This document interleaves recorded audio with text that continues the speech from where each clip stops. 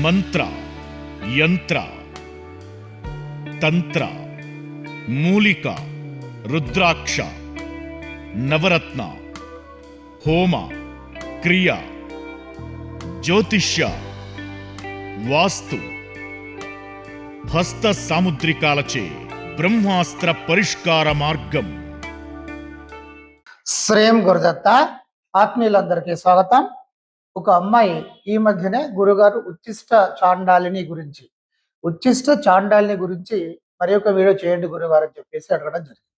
విషయం ఏంటంటే అంటే పూర్తిగా చాలా మందికి తెలియనటువంటి విషయం ఏంటంటే, ఇక్కడ చాండాలిని, ఉచ్చిష్ట చాండాలిని, మరల మాతాంగి, మాతాంగి, రాజమాతాంగి, శ్యామల, రాజశ్యామల, వాగ్దేవి, నకులి, ఇలాంటి ఈ పదాలన్నీ కూడా సరస్వతి మాతకు సంబంధించినటువంటివి. ఇవన్నీ కూడా మూలము ఏమిటంటే జ్ఞానము. సరస్వతీదేవి యొక్క కటాక్షం కోసము, సరస్వతీదేవి యొక్క విస్తారమైనటువంటి రకరకాల రూపాలలో ఇవన్నీ కూడా ఉంటాయి.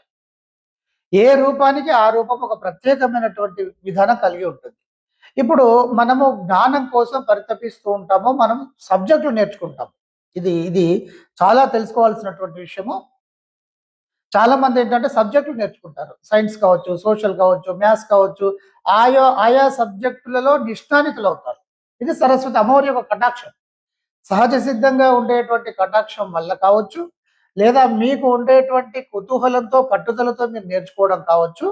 ఇదంతా కూడా మీకు ఏమొస్తుందంటే సబ్జెక్టులపై పట్టొస్తుంది. సబ్జెక్టులు వేరు, జ్ఞానం వేరు.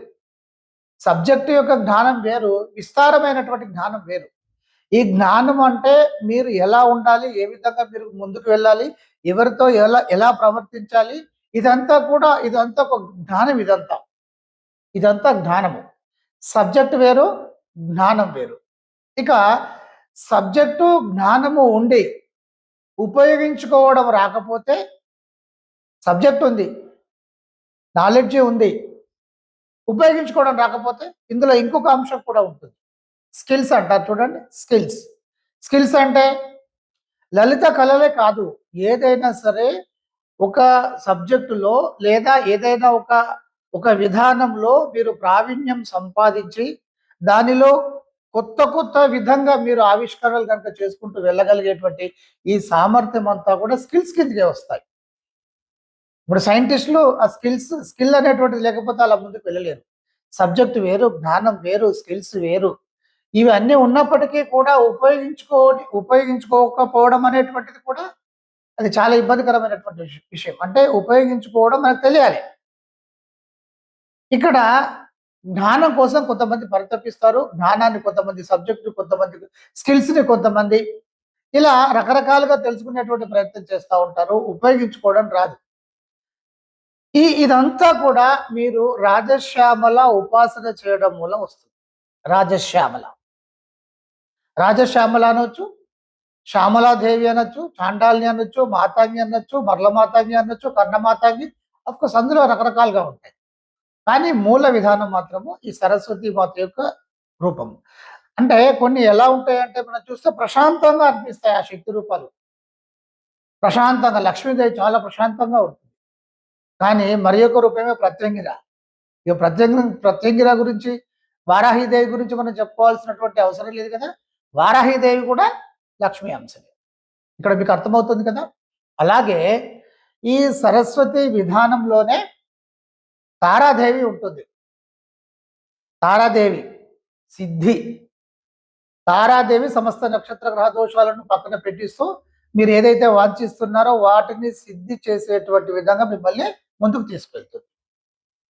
మీకు ఏది ఉన్నా కూడా జ్ఞానము ఉండి, ఇప్పుడు నేను చెప్పినటువంటి ఇత్యాది ఉండి మీరు ముందుకు వెళ్తూ ఉంటే మీకు పరిపూర్ణమైనటువంటి గౌరవ మర్యాదలు ఆటోమేటిక్గా వస్తూ ఉంటాయి.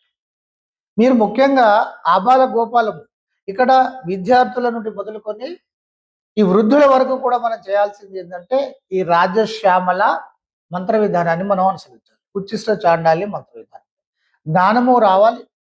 జ్ఞానము రావాలి, సబ్జెక్టులపై పట్టు రావాలి, స్కిల్స్ రావాలి, ఉపయోగించుకోవడం రావాలి. ఇవన్నీ వీటితో పాటు ఆటోమేటిక్‌గా మనకు ఆ బుద్ధి స్థితి అనేటువంటిది ఉంటుంది. ఈ బుద్ధి స్థితి అనేది మామూలు విషయం కాదు. నాకు తెలిసి 99 మంది ఏదైనా ఇబ్బందుల పాలవుతున్నారు అంటే, సరైనటువంటి సమయంలో సరైనటువంటి డెసిషన్ తీసుకోకపోవడం వల్లనే జరుగుతా ఉంటుంది. ఇది బుద్ధి స్థితి వల్ల వస్తుంది. బుద్ధి స్థితి ఎప్పుడు వస్తుంది అంటే, ఈ సిద్ధి విధానం వల్లనే మనకు బుద్ధి అనేటువంటి కలుగుతుంది. ఇవి 2 కూడా పక్కపక్కనే ఉంటాయి. 2 అంశాలు. బుద్ధి, సిద్ధి. అందుకే గణపతి ఎప్పుడు కూడా విజయాన్ని సాధించుకుంటూ ముందుకు వెళ్ళేవారు. కారణం ఏమిటి? బుద్ధిని, సిద్ధిని సాధించారు. మనం కూడా ఈ బుద్ధి, సిద్ధి సాధించాలి అని అనుకున్నప్పుడు ఈ ఈ ఈ విస్తారమైనటువంటి సబ్జెక్టు మనం పట్టుకోవాలనుకుంటే ఖచ్చితంగా మనము మాతాజీ సాధన చేయాలి. ఈ సాధన ఇది సరస్వతీ దేవి యొక్క అంశం. ఆదిపరాశక్తి ఎవరైతే ఉంటుందో ఓంకార స్వరూపం నుండి 3 విడిపడినప్పుడు లక్ష్మీ, సరస్వతి, పార్వతి ఇలా విడిగా ఉన్నప్పుడు పార్వతి యొక్క అంశమంతా కూడా కొంత విస్తారంగా రావడం జరిగింది. అలాగే లక్ష్మీ విధానము కొంత వేరేగా ఉంటుంది. అలాగే సరస్వతి విధానం కూడా ఉంటుంది. ఈ 3 విధానాలలోనూ కూడా ఉగ్రత్వం ఉంటుంది, శాంతం ఉంటుంది, కరుణ ఉంటుంది, దయ ఉంటుంది, జాలి ఉంటుంది, అన్నీ ఉంటాయి. గుర్తుపెట్టుకోండి. ఇక్కడ మనము ఈ జ్ఞానానికి సంబంధించినటువంటి ఈ విధానాన్ని, ఈ మంత్ర విధానాన్ని మనం విపరీతంగా సాధన చేస్తూ వెళ్తూ ఉండేటువంటి సందర్భంలో శరీరంలో మనకు షట్చక్రాలు అనేటువంటివి ఉంటాయి. మూలాధార చక్రం ఉంటుంది. తర్వాత స్వాదిష్టాన చక్రం ఉంటుంది. ఈ స్వాదిష్టాన చక్రానికి అధిపతి బ్రహ్మ. అధిపతి బ్రహ్మ అయితే అందులో ఉండేటువంటి శక్తి ఆ దేవత, అధిష్టాన దేవత ఎవరవుతారు అంటే సరస్వతి అవుతుంది. అంటే ఇక్కడ బ్రహ్మ అంటే ఒక రూపం అనేది మీరు మర్చిపోండి. బ్రహ్మ అంటే ఒక అపారమైనటువంటి జ్ఞానం. ఎలాంటి జ్ఞానము అంటే మన జీవితాలను మనం రాసుకునేటువంటి జ్ఞానము. మన జీవితాలను మనం రాసుకోవాలి అంటే ఖచ్చితంగా ఇప్పుడు నేను చెప్పినటువంటి విషయాలన్నీ కూడా మనకు కావాలి. జ్ఞానము, సబ్జెక్టు, స్కిల్స్ ఇవన్నీ కూడా ఈ స్వాదిష్టాన చక్ర విధానంలో ఉంటాయి. అదొక ఎనర్జీ పాయింట్. మనం ఎప్పుడైతే ఈ సాధన చేయడం మొదలు పెడతామో ఆ సాధన సంబంధించినటువంటి ఈ స్వాదిష్టాన చక్రంలో ఈ శ్యామల దేవత ఏమవుతుంది? చాలా శక్తివంతంగా మారుతుంది. ఆ చక్రము చైతన్యవంతం అవుతూ ఉంటుంది. ఎప్పుడైతే ఆ చైతన్యవంతమైనటువంటి చక్రం వలన ఎప్పుడైతే అవుతుందో ఇక మనకు స్తబ్దుగా ఉండేటువంటి వారికి కూడా అరే నేను చదవాలి, నేను ముందుకు వెళ్ళాలి, లేదా సంపాదించాలి, ఇది నేర్చుకోవాలి, పేరు ప్రఖ్యాతలు సంపాదించుకునేటువంటి ప్రయత్నం చేయాలి. ఇలా జ్ఞానం వైపుగా వీళ్ళ బ్రెయిన్ అనేటువంటిది వెళ్ళిపోవడం జరుగుతుంది. అయితే కొంతమంది విపరీతమైనటువంటి పండితులు కావచ్చు, జ్ఞానాన్ని విపరీతంగా సంపాదించుకుంటారు కానీ వారు దాన్ని ఉపయోగించుకునేటువంటి విధానం అయితే తెలియదు. కానీ ఈ సాధన వల్ల ఉచ్ఛిష్ట చాండాల్ని కానీ రాజశ్యామలు ఇక్కడ జ్ఞానం ఒకటే కాదు, ఈ జ్ఞానాన్ని ఉపయోగించుకుంటూ ధన సంపాదన అనేటువంటిది ఉంటుంది. ఇప్పుడు సంపాదన పరులు ఉంటారు. ఏ స్కిల్స్ లేకుండా వాళ్ళు సంపాదించేటువంటి మార్గాలు, సరే వాళ్ళు ఏదైనా డబ్బు పైన దృష్టి పెట్టి సంపాదన అనేటువంటిది ఉంటుంది. కానీ ఆ డబ్బు ఏదైనా సరే సందర్భంలో వెళ్ళిపోయింది అనుకోండి, ఇంకా వారు అక్కడి నుండి కోలుకునేటువంటి పరిస్థితి ఉండదు, ముందుకు వెళ్ళలేరు. కానీ జ్ఞానం ఉండేటువంటి వ్యక్తి, స్కిల్స్ ఉండేటువంటి వ్యక్తులు ఏదైనా ఇబ్బందుల వల్ల సంపాదన మొత్తం కోల్పోయి రోడ్డు మీద కనుక వచ్చినట్టయితే వారి యొక్క స్కిల్స్, జ్ఞానం వీటిని ఉపయోగించి మళ్ళీ బౌన్స్ బ్యాక్ అవుతూ మళ్ళీ ముందుకు వెళ్తూ కావలసినంత సంపాదించేటువంటి విధానం అంతా కూడా వీళ్ళకి సహజ సిద్ధంగా ఉంటుంది. ఒక దగ్గర ఒక ధనవంతుడు ఉంటాడు, ఒక జ్ఞానవంతుడు ఉంటాడు. సరే వీళ్ళిద్దరిని అన్నిటినీ వాళ్ళ సంపదన అంతా తీసేసేసి వేరే దేశంలో అన్నా పడేశారనుకోండి, పంపించారనుకోండి, ఎవరు శక్తివంతంగా ముందుకు వెళ్ళగలుగుతారు? జ్ఞానవంతులు మాత్రమే వెళ్ళగలుగుతారు. జ్ఞానము అనేటువంటిది మామూలుగా కాదు. జ్ఞానాగ్ని దగ్ధ కర్మ అని కూడా అంటారు.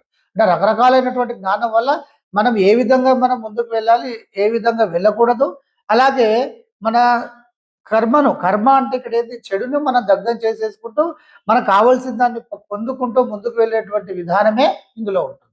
ఇక ఒక అద్భుతమైనటువంటి విషయం ఏంటంటే రాజులకు రాజులు, చక్రవర్తులకు చక్రవర్తులు ఇలా యుద్ధాలు జరిగినప్పుడు ఎవరో ఒకరు ఓడిపోతారు కదా.